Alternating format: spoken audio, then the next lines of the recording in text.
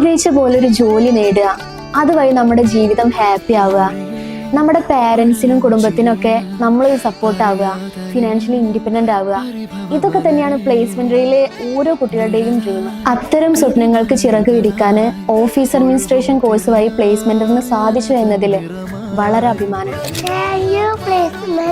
ഞാൻ എന്താണ് ആഗ്രഹിച്ചത് ജോബിൽ എനിക്ക് കിട്ടി.